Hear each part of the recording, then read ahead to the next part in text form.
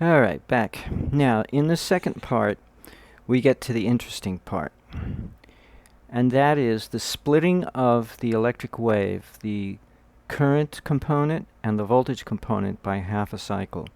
Now, when that happens, the current reverses direction, and instead of consumption of energy, now you're producing it. And it effectively produces a standing wave, even though the whole wave itself is not standing still. It is equivalent to a self-standing wave in the sense that it's not going anywhere because the voltage is oriented one way and you got your current going in the opposite way. So it effectively, as far as I'm concerned, is a standing wave unless corrected unless I know otherwise. So it doesn't really go anywhere to become a standing wave. Normally, the other way to create a standing wave is you send a wave out and then it cross interferes with its echo coming back in such a way that they cancel each other and create a standing wave. But in this case, we don't even send it out. We've got a wave, and it reverses direction of its current with respect to its voltage, and thus becomes a standing wave without even having had gone anywhere. Now, what that means is, instead of the currency, the cryptocurrency being spent, now we get it instead of losing it. So when we want to buy a product, we're paid to buy the product. And that's kind of like getting a line of credit that you never have to pay back. In fact, that is what it is. It's a line of credit that you never have to pay back.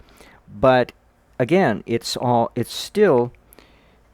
I still consider it reactive power, even though it's negative power factor, because it's the daughter of her two parents, which are reactive and zero power factor, and the parents are useless, but the daughter,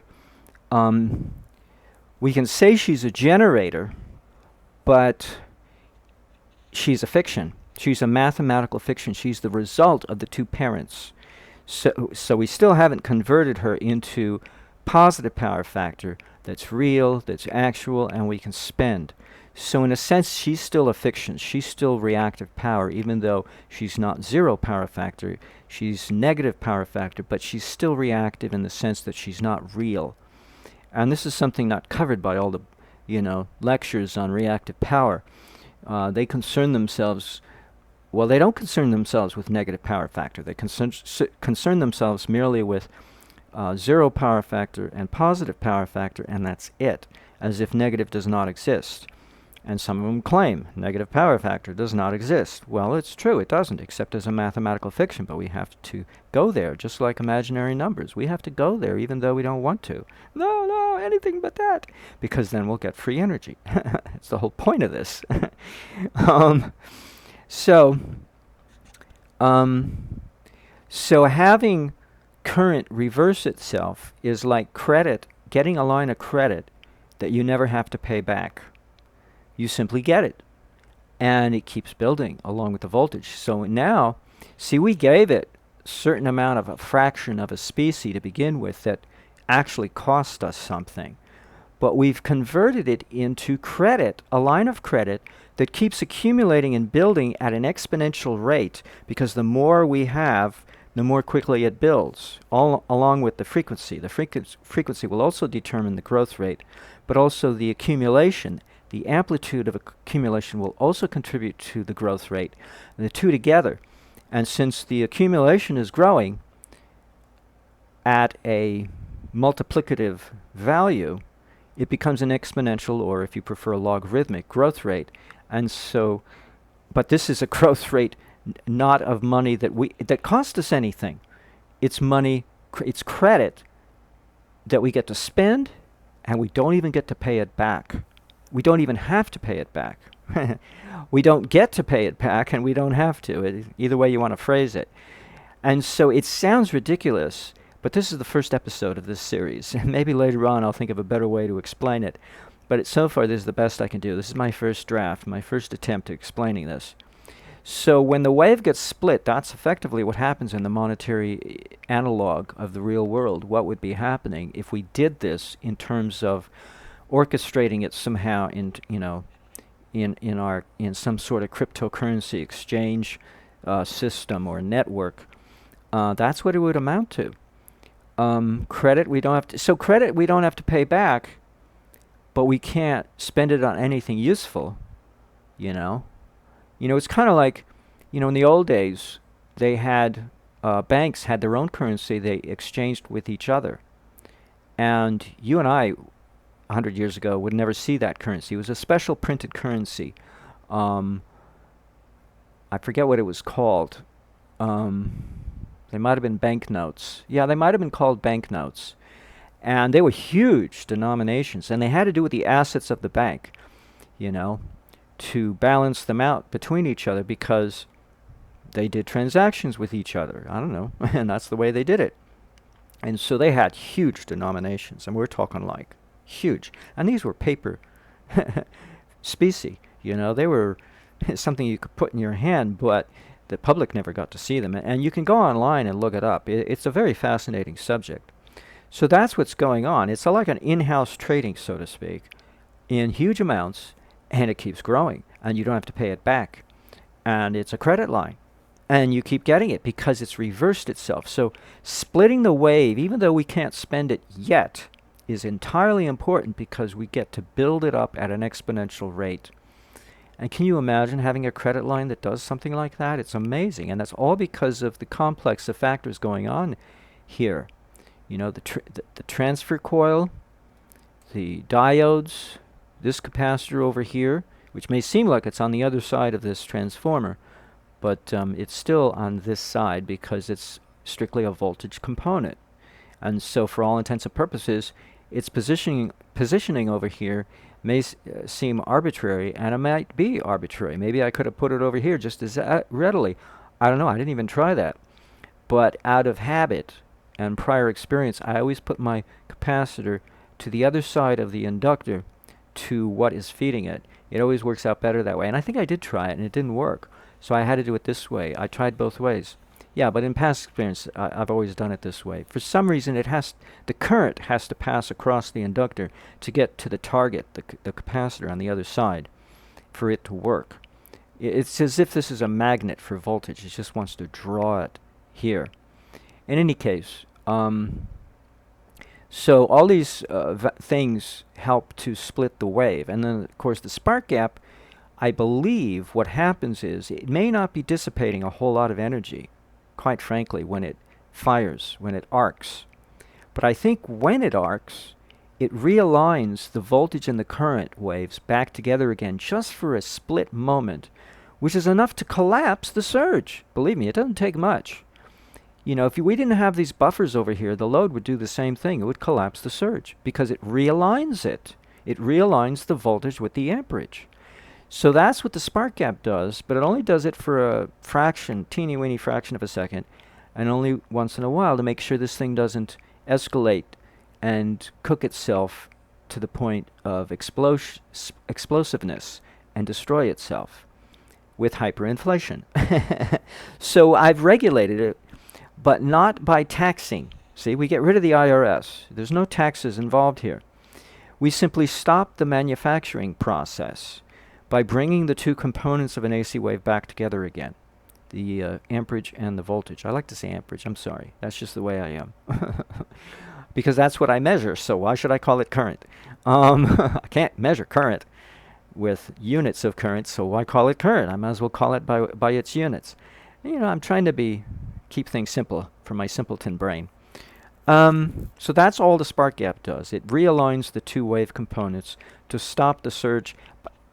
It creates an instability, and that's why Tesla called it, or his patent attorneys, whoever was the cause of the phrase disruptive discharge, because it does discharge a little microwave radiation, or electromagnetic radiation in the microwave band, maybe, or probably the radio band too, tons of that.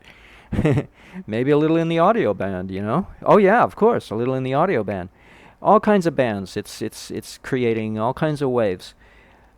Sonic waves and electromagnetic waves, electrostatic waves, all kinds of waves, X-rays, maybe a few longitudinal waves.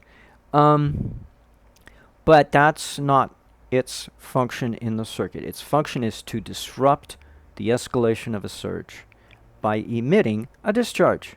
So if we call it for short a disruptive discharge, what we've done is we've left out some important words. And that's why we misinterpret what a disruptive discharge is supposed to do for us. And then bandy it around the play game of telephone. And then we're all ignorantly misinformed and disinformed and disenfranchised and confused and running around, not with our heads cut off, but turned around. And they keep turning. They don't. They keep rotating, like Linda Blair in The Exorcist. It just keeps turning and turning. Woo! Oh, that movie is a riot. That it could scare anybody is beyond me. Watching it now, it's like, gee, that looks dumb. But, you know, this is in hindsight 40 years later watching little outtakes, you know, on YouTube. It's like, whoa, that is bizarre. How would any... I don't want to say any further. Oh, anyway. So I think I've explained this left side of the circuit as best I can. Now, what happens here is that we realign the two components, and it's going to cost the circuit at a certain rate, the left-hand side. But again, we try not to put too much of a load here on the right side that would cost us too much on the left, unless we make readjustments here. You can make minor readjustments as you know, dynamically, but outside that window, you would have to just rebuild this, either larger or smaller, particularly these VC coils, to accommodate a change of what you're doing over here. But also, if you want to reduce this down to a kitchen appliance, you'd have to reduce the voltage input. You can't give it 3 volts, and that's where logic gets turned. Conventional logic gets turned on its head. You'd have to give it 3 microvolts. You'd have to throw away most of the voltage so as not to squash, because giving an appliance size unit of this schematic, it'd be like stepping on an ant, you know. You don't want to do that. So but if you're straddling a little pony, you know, well, okay, a pony can handle you, or a horse, but a little ant, I don't think so.